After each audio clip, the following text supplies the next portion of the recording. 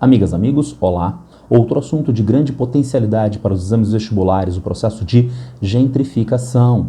E como nós podemos entender o processo de gentrificação? Essa expressão neologismo vem de uma expressão em inglês, a ideia de enobrecer uma determinada região. Uma região degradada da cidade que se torna revitalizada no processo de gentrificação. Dizendo assim, parece que é uma coisa super legal, muito boa de ser feita, mas nem tanto.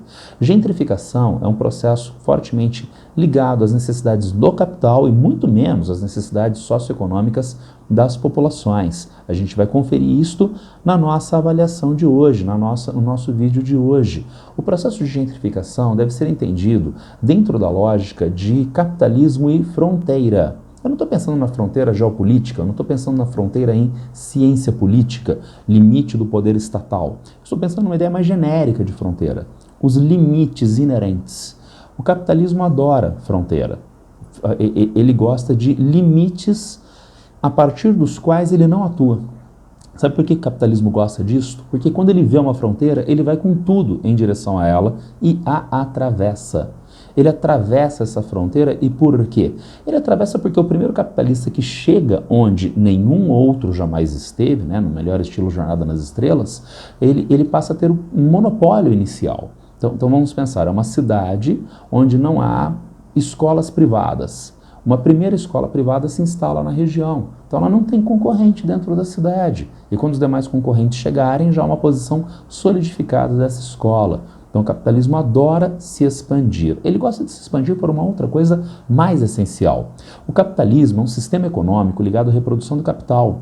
Isto é, ao aumento da capacidade de produção de riqueza. E cuidado, hein? Essa riqueza é altamente concentrada dentro do capitalismo. Então não é, que legal, produção de riqueza. A riqueza é extremamente concentrada dentro da lógica de produção capitalista. Então se o capital é um sistema organizado para o crescimento da produção de riqueza, dos meios de produção de riqueza, a área original do capital nunca basta para ele.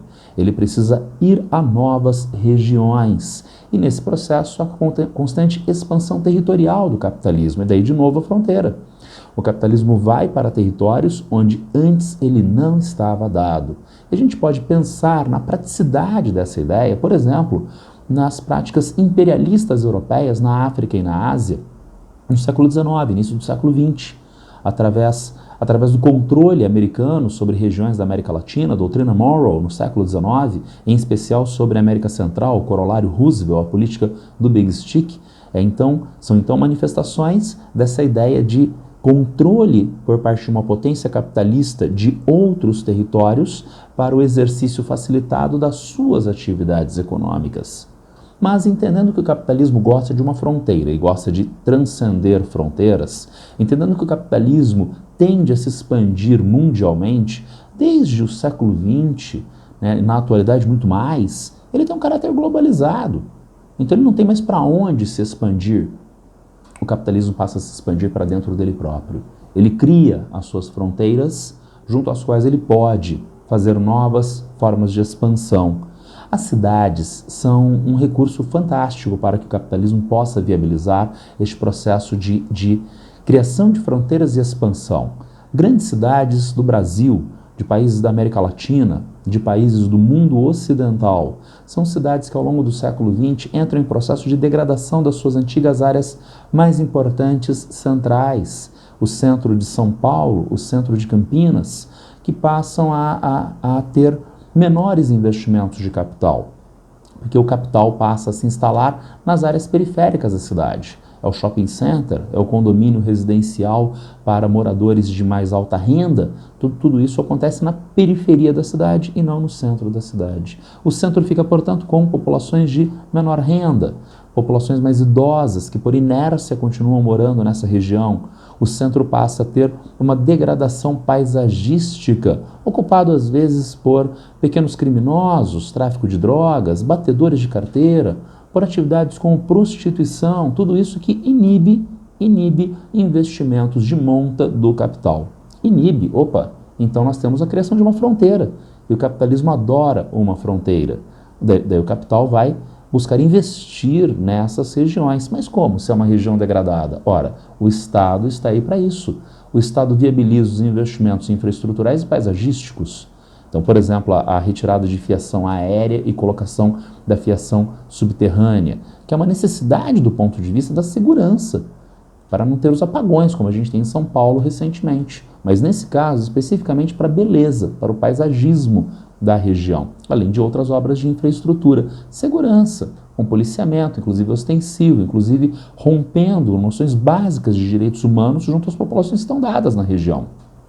Tombamentos históricos e criação de museus, porque daí não apenas você tem uma área que tem um aspecto bonito do ponto de vista paisagístico, mas que passa a ter também um valor histórico, né? É a Estação da Luz em São Paulo, não é? Restaurada, e que tem anexo ali o Museu da Língua Portuguesa, museu onde circulam normalmente gentes que tem melhor escolarização, consequentemente maior qualificação profissional e empregos de maior renda. Então, com tudo isso, são atraídas gentes de mais renda para essas regiões, podendo, portanto, viabilizar investimentos de infraestrutura hoteleira, gastronomia, turismo, atividade turística em geral.